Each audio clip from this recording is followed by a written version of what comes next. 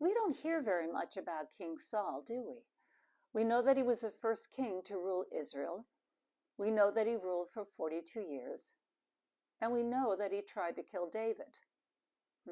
That's correct. But why did King Saul try to kill David, the slayer of Goliath?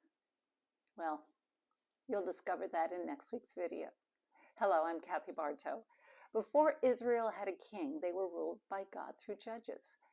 There were 13 judges in all. In addition to this list were Eli and Samuel.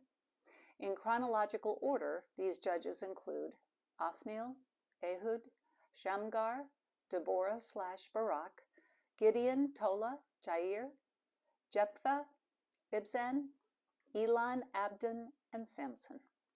These judges exercised their authority from God over the entire nation of Israel. In biblical times, the sons took over the jobs of their fathers. However, in Samuel's case, his sons should have followed in his footsteps, but they were corrupt, and the people knew it. Since Samuel was growing old, the people wanted a king. They wanted a rulership style like the pagan nations. The elders all got together and told Samuel in 1 Samuel chapter 8, verses 4 through 9, the following. So all the elders of Israel gathered together and came to Samuel at Ramah. They said to him, "You are old, and your sons do not follow your ways. Now appoint a king to lead us, such as all the other nations have." But when they said, "Give us a king to lead us," this displeased Samuel. So he prayed to the Lord, and the Lord told him, "Listen to all that the people are saying to you. It is not you they have rejected, but they have rejected me as their king, as they have done from the day I brought them up out of Egypt until this day, forsaking me and serving other gods. So they are doing to you. Now listen to them, but warn them solemnly, and let them know what the king who will reign over them will claim as his rights." In spite of what Samuel told them, that a king would take a tenth of their crops, have their sons serve in the military, and have their daughters make perfume, perhaps cook, bake, they rejected God and wanted a king. How Saul found Samuel. 1 Samuel chapter 9, verses 2 through 10. Kish had a son named Saul, as handsome a young man as could be found anywhere in Israel, and he was a head taller than anyone else. Now the donkeys belonging to Saul's father Kish were lost. And Kish said to his son Saul, "Take one of the servants with you, and go and look for the donkeys." So he passed through the hill country of Ephraim and through the area around Shalisha, but they did not find them. They went on into the district of Shaalim, but the donkeys were not there. Then he passed through the territory of Benjamin, but they did not find them. When they reached the district of Zuph, Saul said to the servant who was with him, "Come, let's go back, or my father will stop thinking about the donkeys and start worrying about us." But the servant replied, "Look, in this town there is a man of God. He is highly respected, and everything he says comes true. Let's go there now. Perhaps he will tell us what way to take." Saul said to his servant, "If we go, what can we give the man? The food in our sacks is gone. We have no gift to take to the man of God. What do we have?" The servant answered him again. "Look," he said, "I have a quarter of a shekel of silver. I will give it to the man of God so that he will tell us what way to take." Now there is parenthesis in this passage. It says, "Formerly in Israel, if someone went to inquire of God, they would say, 'Come, let us go to the seer,' because the prophet of today used to be called a seer." End parenthesis. I'll continue with the passage. "Good," Saul said to his servant. "Come, let's go." So they set out for the town where the man of God was.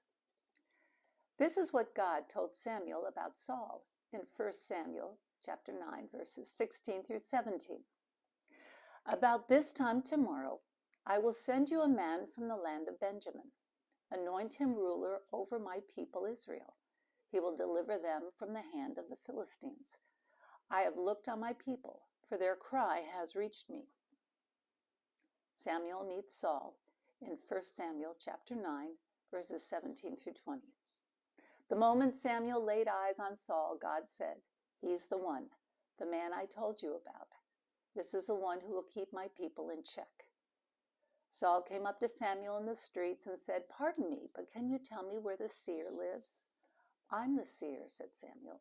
"Accompany me to the shrine and eat with me.